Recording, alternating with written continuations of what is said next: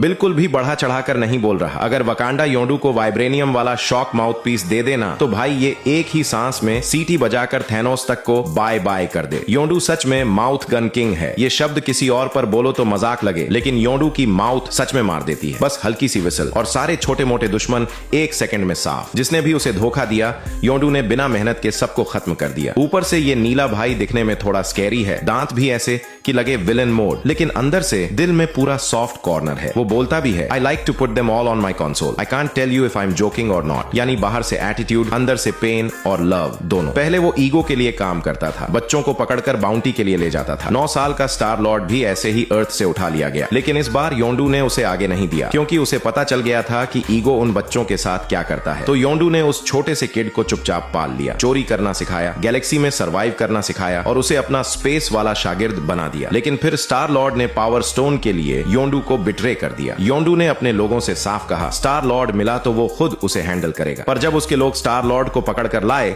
योंडू ने जानबूझकर उसे बोलने का मौका दिया, एक्सप्लेन करने का टाइम दिया। ऊपर से सबको लगा बॉस तो स्ट्रिक्ट है, और अंदर से योंडू ने खुद को भी एक रास्ता दे दिया कि वो उसे बचा सके। और फिर दोनों ऐसे पैचअप हो गए जैसे कुछ हुआ ही नहीं। सच बताऊं, पहली बार देखने पर समझ ही नहीं आया था, लेकिन बाद में जब योंडू वो हल्की सी स्माइल देता है तभी समझ आता है कि उसके गुस्से के पीछे सिर्फ केयर छुपा है। फिर अंत में स्टार लॉर्ड ने पावर स्टोन से रोनन को हराया। योंडू ने फिर से अपनी एरो को उसके ऊपर एम किया और बोला, वो मेटल बॉल दे जिसमें स्टोन है। स्टार लॉर्ड ऊपर से बोलता रहा, ऐसे मत करो, लेकिन जहाज में आते ही योंडू खुद चेक करने लगा। और अंदर वो निकला क्या, एक फ्लफी सा डॉल खिलौना। उस पल योंडू को गुस्सा नहीं आया, उल्टा वो फादर वाली प्राउड स्माइल दे देता है। उसे सब समझ था, स्टार लॉर्ड की चाल भी और उसकी मजबूरी भी। पर बार बार की ये साइलेंट प्रोटेक्शन धीरे धीरे उसके क्रू को बुरी लगने लगी और वहीं से रिबेलियन शुरू हो गया। I just got to say it this one time, Captain. No matter how many times Quill betrays you, you protect him like none of the rest of us much matter. Suppose it's time for a change in leadership. Jail में बंद होकर योंडू के दिमाग में सारी memories movie की तरह चलने लगती है। उसकी गलतियां, पुराने दोस्तों का गुस्सा, कोई उसे माफ नहीं करता और स्टार लॉर्ड भी हमेशा उससे भिड़ता रहता। लेकिन जैसे ही उसे पता चला कि स्टार लॉर्ड अकेला ईगो के पास चला गया है, योंडू का दिमाग लिटरली एक्सप्लोड हो गया, क्योंकि वो जानता था ईगो उसे मार भी सकता है। उस नालायक बेटे के लिए योंडू ने पूरी शिप के लुटेरों को उड़ा दिया, अपनी पूरी लाइफ की कमाई जैसा सब कुछ दांव पर लगा दिया। फिर लगातार 700 प्लस जंप्स लगाए, इंजन तक जल गया, बस अपने लड़के को बचाने के लिए। स्टार लॉर्ड ऊपर से कभी मानता नहीं, लेकिन अंदर से वो सबसे ज्यादा जानता था